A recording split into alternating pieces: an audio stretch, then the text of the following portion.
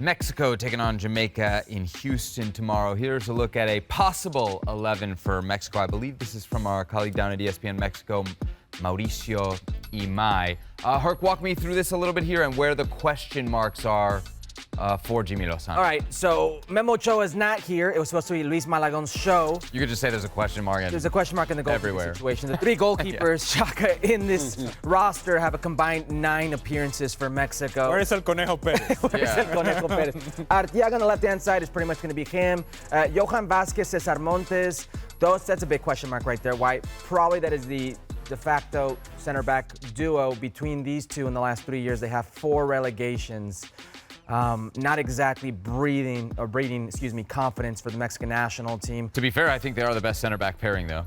Maybe, and that's an issue. But Yeah. Vazquez, who in Serie A plays as a third center back on the left-hand side, not in a 2 center back position, has struggled. We saw it against Brazil. He's not a big guy. Endrick out-leaping him for a header.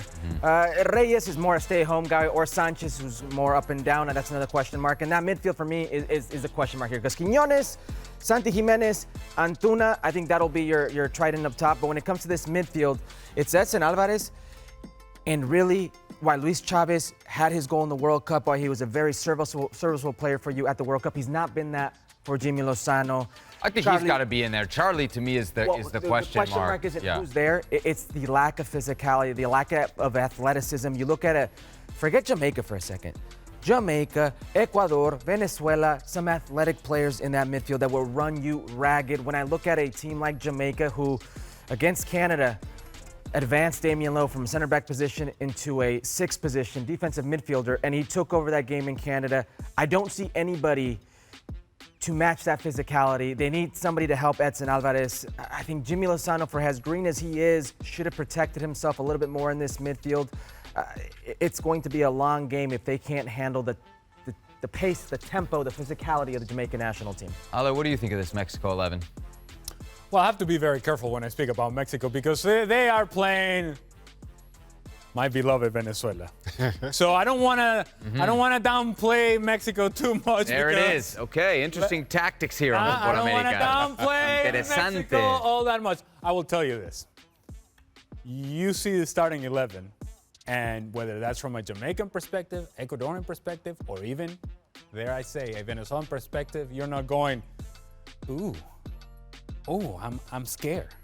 You're not afraid of this Mexican national team.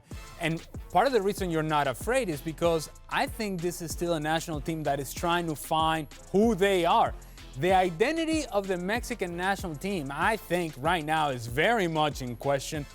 For years upon years, we thought of Mexico as a team that could really dictate the possession of the ball. Certainly in CONCACAF, they would do that without any sort of doubt. That is no longer the case. The quality of their possession through the midfield is not clean.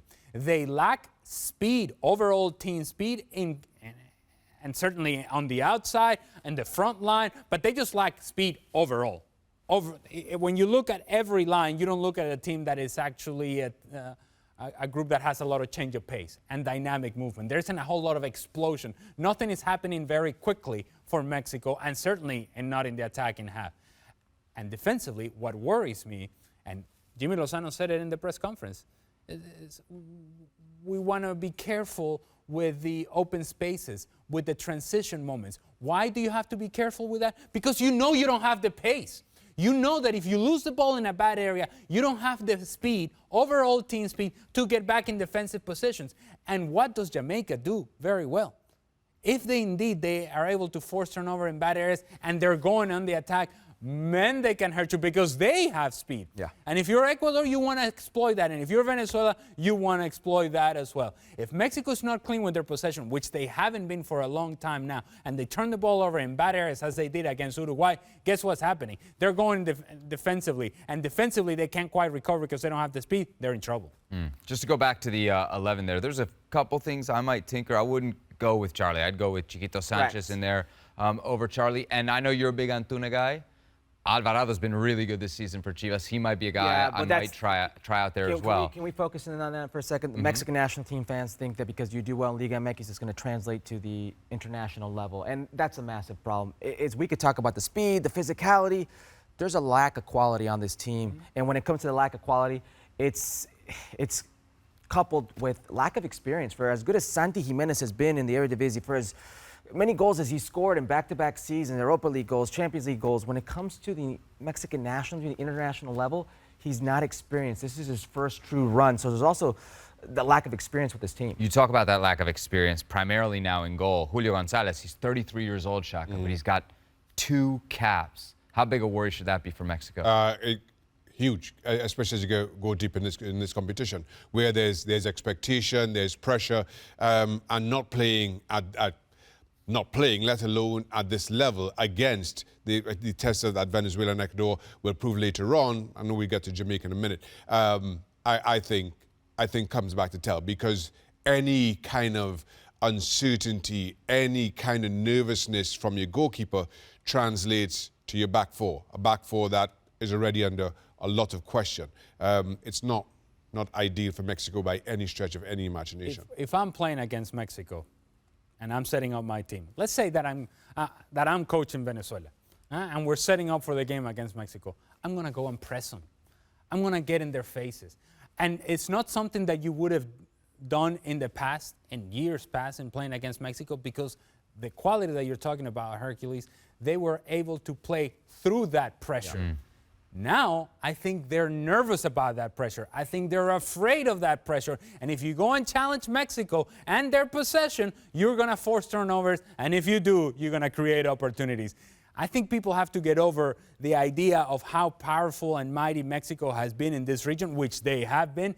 But as of late, it's been a while now since Mexico has really dominated CONCACAF. And since it's been a while, we have seen a team that has become increasingly more inconsistent. Go and press them. Go and test them. Run them. Run at Mexico and see if they can handle it. What's interesting is a couple months ago, if you were looking at the odds, Mexico was the favorite to win this group. I think then people started watching Mexico play, and it's kind of come back down. Now it's right between them and Ecuador. I think actually Ecuador is now technically the favorite to win the group as we take a look at Mexico's odds for Copa America. There you see it, to reach the final, plus 450, 12-1 odds right now for Mexico to win the whole tournament.